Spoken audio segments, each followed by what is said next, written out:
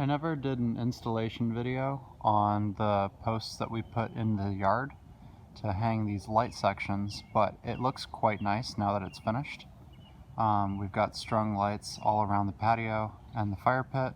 And then the leftovers we strung over to the garage and just kind of made it over the doorway so that it was lit at night if we were coming in from work a little bit late in the night. But if you wanted to do a project like this, it's actually very simple. We rented an auger from Home Depot and drilled about 2 foot down into the ground because these are 10-foot posts. The reason we went that deep was just to give them enough counterweight so that if you ended up having any sort of imbalance or a load placed on it, that it wasn't going to tear itself out of the ground. We didn't go down to like the 42-inch level where you normally would for pouring concrete foundations. We're not really worried about these things working their way out of the ground. So you just auger a hole in the ground, get some concrete forms. We got 12-inch tubes, stuck them in, took about 3 or 4 50-pound bags of ready mix to fill these posts, caissons. And then what we did was purchased on Amazon some hardware to just drill into the caissons that we poured.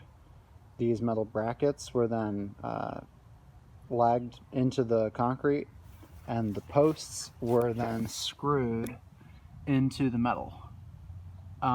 So it's actually a very simple installation. Anybody can do it. Then these posts themselves are what are called cedar tone. It looks a little bit nicer than the pressure treated wood that we used for the fencing. Up at the top there's just some cap lights which are solar powered, and then just one string of, I think it's 100 feet worth of lights, I can't remember, but we have an outdoor outlet with a timer, so they go on at night, and we just strung it once all the way around, back around, and then like I mentioned over to the garage. It's actually quite nice. I'll get a shot here when it gets a little bit darker and you guys can see how well it lights the yard. And here's the lighting at night. It's quite lovely.